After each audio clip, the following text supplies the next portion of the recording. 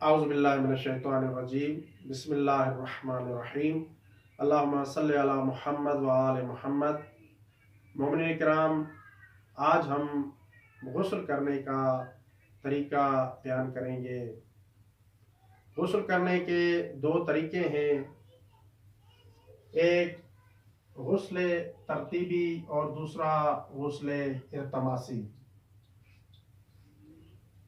गुस्ल तरतीबी नल, डोल या बाल्टी वगैरह के ज़रिए से किया जाता है।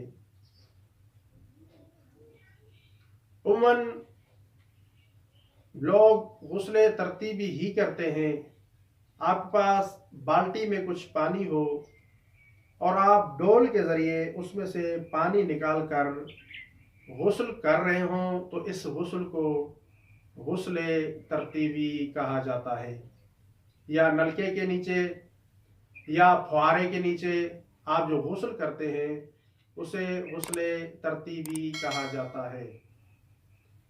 गुस्ल तरतीबी का तरीका ये है कि सबसे पहले आप अपने सारे बदन को सर से पांव तक पाक कर लें, साफ कर लें।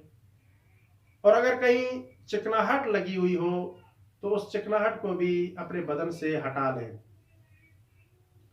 उसके बाद नियत करें कि मैं गुस्ल करता हूँ।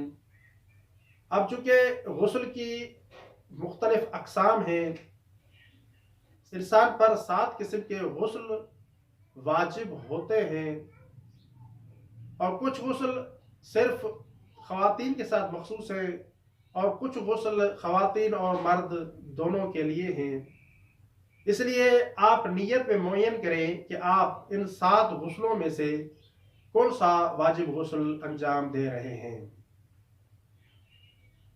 नियत करने के बाद आप अपने सर और गर्दन को अच्छी तरह से धो लें।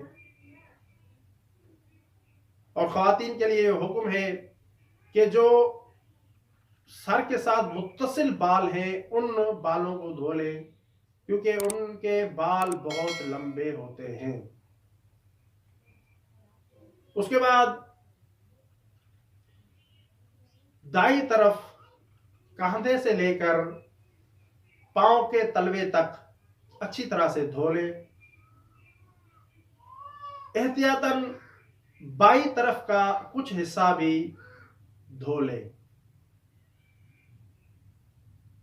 और फिर बाई तरफ कंधे से पांव के तलवे तक अच्छी तरह से धो ले और एहतियातन दाई तरफ वाला कुछ हिस्सा भी धो ले। इस तरह आपका गुस्ल हो जाएगा और आप पाक हो जाएंगे। इस तरह की अच्छी वीडियोस देखने के लिए हमारे चैनल हुसैनी आवाज़ को सब्सक्राइब करना मत भूलें। शुक्रिया।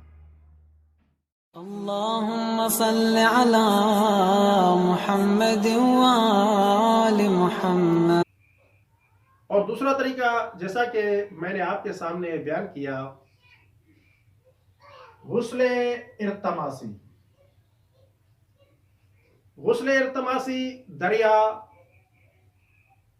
समंदर, चश्मे या इस तरह की और जगह कि जहां पानी जमा होता है, बहुत सारा पानी हो तो उस पानी में गोता लगाने से गुस्ल इल्तमासी होता है। गुस्ल इल्तमासी का तरीका यह है कि सबसे पहले आप अपने सारे बदन को सर से पांव तक पाक कर ले। चिकनाहट हो तो चिकनाहट को हटा ले, तेल लगा हुआ हो तो तेल को हटा ले, क्योंकि तेल उम्मन जिस्म तक पानी नहीं पहुंचने देता, इसलिए तेल को हटाएं। क्रीम लगी हुई है, लोशन लगा हुआ है या कोई और चीज के जो पानी पहुंचाने में हायल हो, उस चीज को हटा लें और फिर नियत करें। जो भी गुस्ल करना चाहते हैं नियत करें। नियत करने के बाद एकदम आप उस पानी में, उस दरिया में, नहर में डुबकी लगाएं।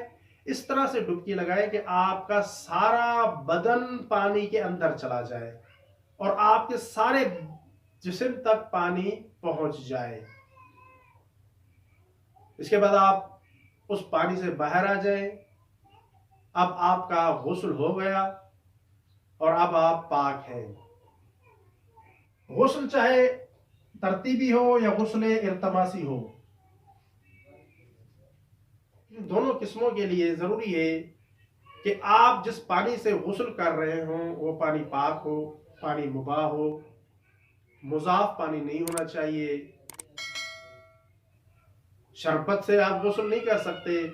इसलिए सबसे पहले यही शराइत है, गुस्ल करने से पहले आप छानबीन कर ले, देख ले आप जिस पानी से गुस्ल कर रहे हैं वो पानी पाक है या नहीं।